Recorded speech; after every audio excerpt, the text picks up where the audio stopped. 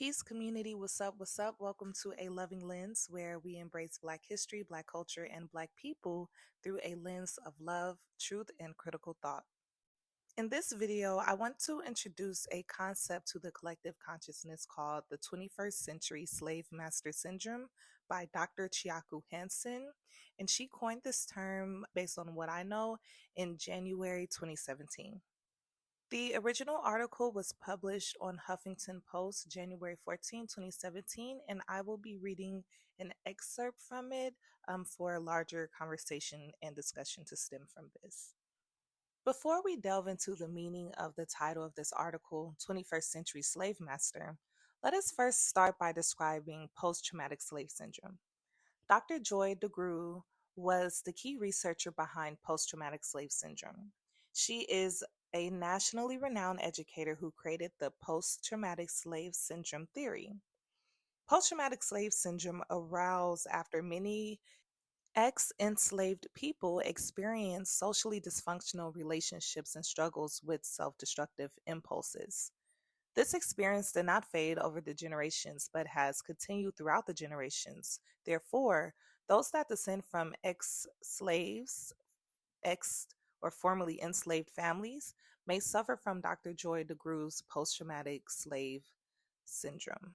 It is my proposition that post-traumatic slave syndrome is parallel to a term I created to follow the footsteps of PTSS, which is slave master syndrome.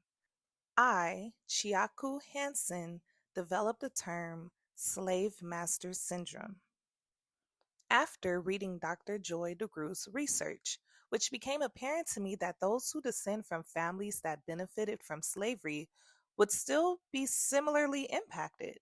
To my understanding, slave master syndrome is a term I used to describe white America's need to deny that race exists or that racism is even taking place, showing signs of cognitive dissonance, defensiveness, outraged anger, projecting hatred and racist outlooks onto others, being resentful and retaliative when these subjects are brought to their attention, behaving in unfair manners due to having subconscious negative feelings, exhibiting nonverbal communication, i.e., uncomfortable staring, judging, intense criticism, being standoffish, disrespectful, accusing, etc., and having a burning desire to be in power and to lead others without reason are examples of learned intergenerational behavior, also known as slave master syndrome. Dr. Chiaku Hanson's proposal is that white Americans are still suffering from superiority complexes and are still behaving as watchmen and overseers, like their forefathers and plantations once did. The average white American seems to suffer from covert narcissism. You're a wetback. I'm rich, you're poor. And a need to be in charge. This syndrome contributes towards the negative perspective that many Americans have of Black Americans. That would suggest why there is systematic oppression of Black people and other ethnic groups. According to Dr. Joy DeGruy, the trauma and loss experienced by the African American people resulted in post-traumatic stress disorder. As a result, these sentiments were passed down from generation to generation, resulting in lasting effect.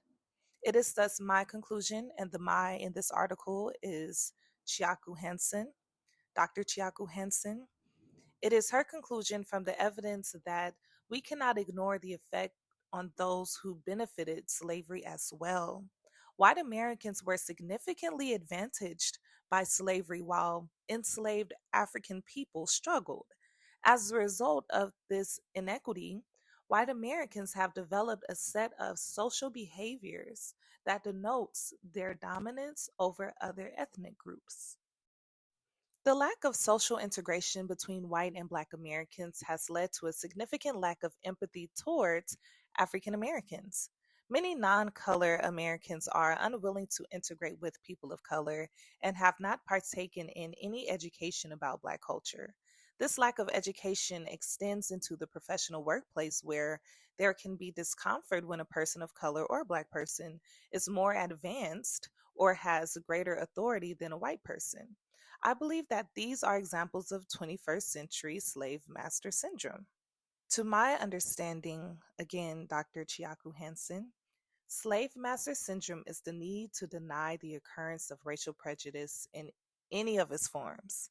This may coincide with some misperception of the American behavior towards African Americans.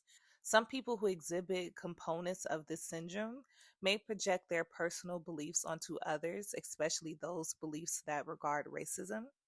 Another key component of the slave master syndrome is that these individuals have a burning desire to be in power and to lead others.